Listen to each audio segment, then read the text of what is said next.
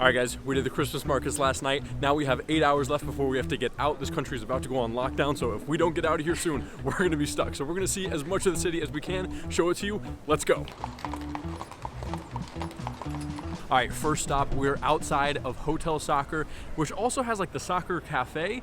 This place is really popular for this. In here is a little cake. Apparently it is the best cake you can get in Austria, at least that's what we've been told. If you don't want to wait in line for an hour or make a reservation, you can just get it to go in these little containers, which is exactly what we did. It's perfect for the time that we have. We're going to try this. Apparently it's called a SACHER-TORTE cake.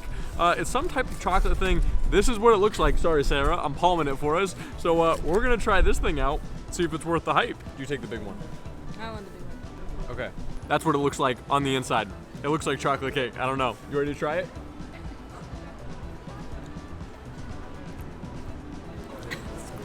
It's really disgusting. It is not what I was expecting at all. Not chocolate cake. There's chocolate around the cake. Inside, that is some type of fruit thing. This is like... Sarah does not like fruit. She is shocked that she's eating fruit. Very interesting. Apparently people like this for some breakfast. Sarah, what do you think? I prefer other breakfasts. Not her favorite thing, but if you want to try this, I'll leave a link in the description of where you can find this place, because apparently it's world famous, so there's that. All right, second location, we just arrived. It is the National Austrian Library. It's only about a 5-minute walk from the cafe, so apparently it's got some insane views. We're gonna go check it out. So the library is absolutely stunning. Definitely has those Instagram-like pics. If that's what you're wanting, that is definitely the place to be. But it's more of a museum. It's not a library where you're gonna go check out any books. These books are really old. They've got the incredibly beautiful like bookcases. The ceilings have to be 50 feet high. Like, it's gorgeous. But just know you're really getting yourself into more of a museum-like atmosphere, and it does cost €8 a ticket. So for Sarah and I, it was $20 US to be in there, and most people are probably only going to be in there for 10, maybe 15 minutes, unless you're going to treat it like a museum and read every piece of information. In that case, you probably could kill an hour, maybe an hour and a half, but otherwise, you're not going to be in there very long. So if you're a budget traveler, this might not be for you. I don't think we have any regrets, but I don't know that we would do it again. All right, activity number 3, kind of cheating because we came back to the Christmas markets. If you want to see the entire Christmas market video from Vienna, we filmed that last night, but I'm getting this thing again. It's a sausage in a bread, not a hot dog. It's different, it's closed. The sausage fits in and it's not messy. It's a power move, highly recommend. So unfortunately, we have a couple other factors working against us today. We have a couple hours before we have to be out of the city, but the city is flooded with protesters right now. They're undergoing the lockdown here on Monday.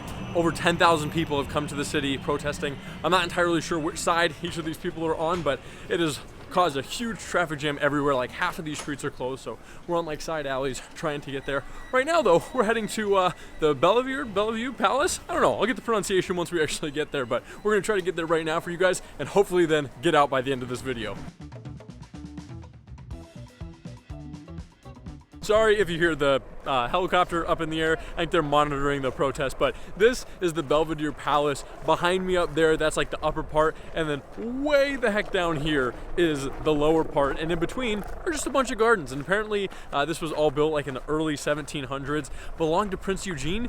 This was just like a summer place for him, so I don't know, something about like European places and like guys just owning a ridiculous amount of land and building stuff that is like historic. It's like, I don't know, it's just popular. Sarah, any thoughts on the Belvedere Palace? I would love the palace. I would love that too. If you could make that happen, that would be great. You know what will help us get a palace? If you click the like button. If you click the like button and subscribe, maybe Sarah and I will be closer to our palace. And if we ever build a palace like this, you'll be free to come as long as you're subscribed. So it turns out both the palace at the upper and the lower end are really just like museums now. You do have to pay to get in. It's €15 per ticket.